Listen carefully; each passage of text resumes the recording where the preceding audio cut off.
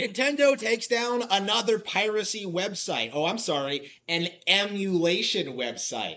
I thought emulation was completely legal. I thought Nintendo had no grounds to do it, and yet it keeps happening over and over and over again. It has gotten to the point where I'm seeing guys pushing this idea that, like, well, I've had all these games on my hard drive for 20 years, so Nintendo isn't going to take them away from me. Like, as if Nintendo isn't putting out new games all the time, you know? Like, what games are you going to be able to download off the internet in the future?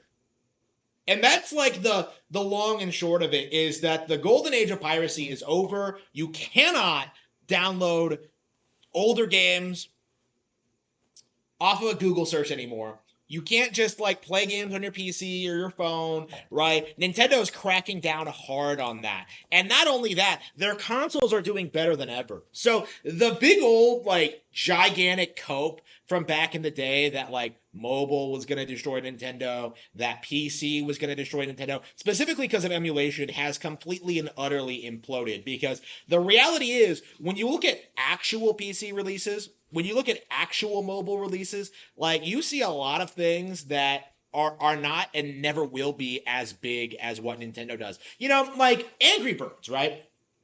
The go-to mobile iOS game from like 2010, right? The original mobile mascot character. Like, you know, Rovio released statements saying that Angry Birds was going to be bigger than Mario. You know, there was all this like hype around this brand and this idea that this would be some huge monumental thing. You know, like it got a movie before the Super Mario Bros. Movie.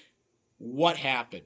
The entire thing completely imploded. You know, nobody plays the new games. You know, like they should have had to remove the old game off of the App Store because everyone would rather just play that other than like the microtransaction modern slop. You know, they can't like diversify the brand, they can't evolve it, they can't do anything new with it. Like it's like Pac-Man in that respect, who never really grew out of being a an arcade mascot. You know, like the Angry Birds thing completely failed, and every like reiterative like new mobile fad that follows since has followed like a similar trajectory. You know, it just has this huge explosive period where everyone's talking about it, everyone's playing it, and then it just kind of dies down almost immediately, and there's no return to form, there's no evolution, there's no growth, there's nothing new, fresh, or exciting. It is just a fad. And that's the issue that mobile and PC are facing when they're going up against Nintendo, because Nintendo actually has dedicated fans.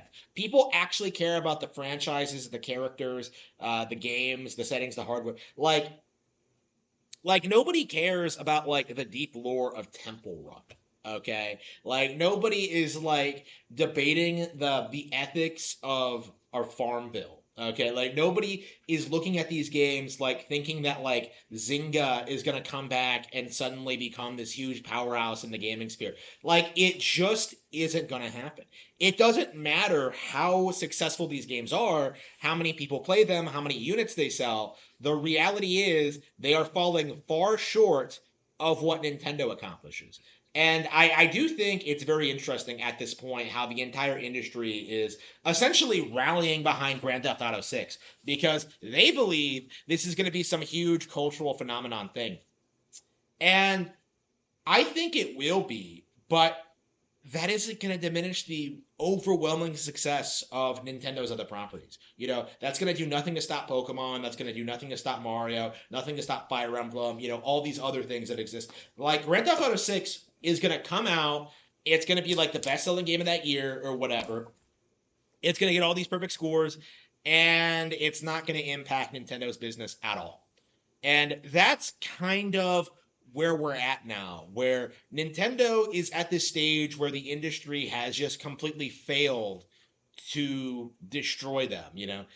You will stab it with their steely knives, and yet they can't kill the beast. Like they can't do it. You know, they threw everything they had at it. You know, like Sony bought off all the third parties. They created their own like hardware. They did everything they possibly could to gaslight people into thinking Nintendo was on like the verge of shutting down or whatever. And it has completely imploded. It's it's really interesting to see this play out. It is very interesting to see just how like the lengths that people are going to like try and gaslight you into thinking the Switch 2 is a failure or that Mario Kart World and Donkey Kong Bonanza aren't selling very well. But the reality is that like Nintendo has won, and you are going to continue to see them win going forward. And what's more, like a lot of the go-to copes that the online gaming community has had, this idea that like indie games are going to take over, the idea that you can just pirate Nintendo games on PC, like all of this is becoming observably untrue, right? It just isn't going to happen. The days of acting as if some random indie dev was going to make a 2D platformer better than Super Mario Bros. Is it's over. Like it just isn't going to happen.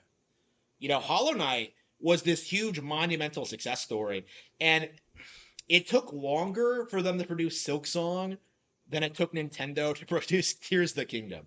If that tells you anything. And that was just one game, like Nintendo just had so many like high quality titles in between Breath of the Wild and Tears that it's you can't even really count them all, honestly. So like the fact of the matter is like every success story that the trip the alternative gaming industry has, it's all just going to fall by the wayside.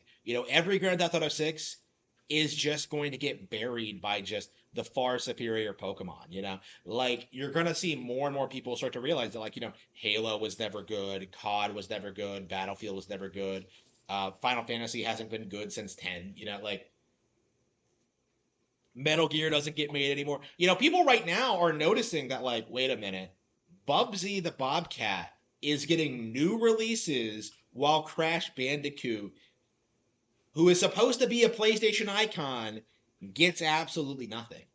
People like me are like addressing the reality of the situation was that like in that like Bubsy is actually a far more credible character than Crash Bandicoot ever was. With way more personality, he's way more likable, he's funny. He actually has like this discernible characteristics. Crash in comparison is like the epitome of generic. Like Bubsy the Bobcat is better than Crash Bandicoot, and that is a very good example of just how glazed the PlayStation Nation has been over the past 25 years, where we couldn't address the reality that Crash Bandicoot was an astroturfed, like nobody 3D platforming mascot that was never as big as Sonic, never nowhere close as big as Mario, and yet was propped up as like some icon. Like it's a very good example of just how disgusting the gaming community has been for a long time and should be called out for what it is.